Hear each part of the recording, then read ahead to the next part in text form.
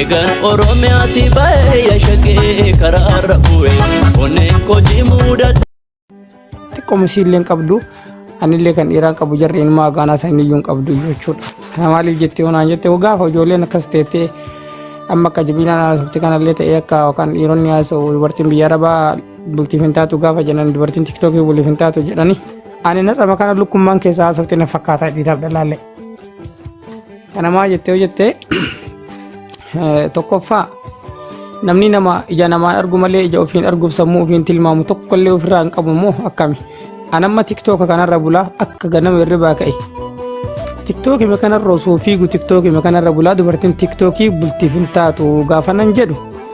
Ani ilma dhiiraa jechaadha dubartiin namni martuu rabbiin bula dubartiin rabbii gaditti ilma dhiiraatiin bulti namatu mana ol deebisa dubartii tan. Dhiiratu manatti deebisee manatti horasa. Dhiiraan ajajamtuudha ajajjootu hin taane ajajamtuudha isaan kun. Dhiirri kun gadi bahee aluma kana ayyaa ola hayi badi jechuun bayyee jechuun badee jechuun hin jiru akkuma kaleessaa loluun hin jiru hamilee itti horuu badii siin dade gaafa maal taatu irratti malee mirga dubartii eeyina jedhee kan dubartii mirga irraa mulqee bitatti raree jireenya ishii balleesse eenyu ilmoo dhiiraati. Mirga dubartiidha namni eegu kan gayyaasee miidiyaa irraa yeessisee ilma dhiiraati kana jala muree walitti mukuun nu barbaachisa. Dubartii mirga rabbii olitti ilma namaa kamiyyuu mirga rabbii eegeef olitti namni namaa eegu tokko hin jiru rabbiidha abbaa naqaa kan mirga namaa eegu adda baasee guutuu isaa jechaadha guutuun guututti. Dubartiin kabajaa qabdi dubartii mirga eegaa mirga dubartiin sarbina jennaan mirga jedhee dubartiin harka mirgaa irraa muranii jechaadha bitaa itti dachaasanii gayyaasanii kan waliin asirraa miidiyaa irraa shubbisaa dhiichisaa ooluu ilmoo dhiiraati.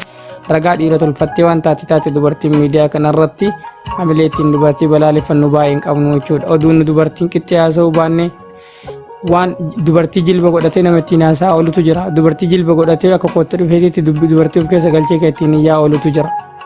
Bifa kamiiniyyuu ta'ee bifa amantaatiin ta'ee bifa kamiinuu dhiironni akkanaa dubartii balaaleffachuuf inni dubartii wajjin jilba dubbataa oola hamilee ittiin balaaleffatan hin qaban.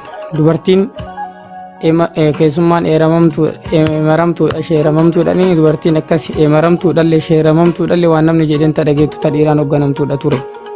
Dhiira dubartii hoogganamtuudha matee dubartiin akkas guutuu badde jechuu kooti.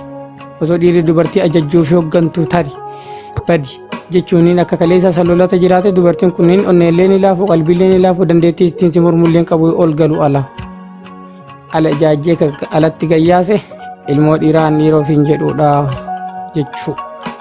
Inni kun ammoo warroota keessumattuu isin hin balaaleffadhe tureemi dubartiin hamilee dhiira miidiyaa irraatiif dhiira biyyaa laba balaaleffattuu hin qabdu isin hin jedhe. Yeroo kanatti manni abbaa dhiiraa manni ilma dhiiraa ona kosaayaadha dikaayaadha. Sababni maaliidha? Dubartiin kana jedha wanta takka guyyaa dubbisee irramaa deebite naan jedha warri dhageessani.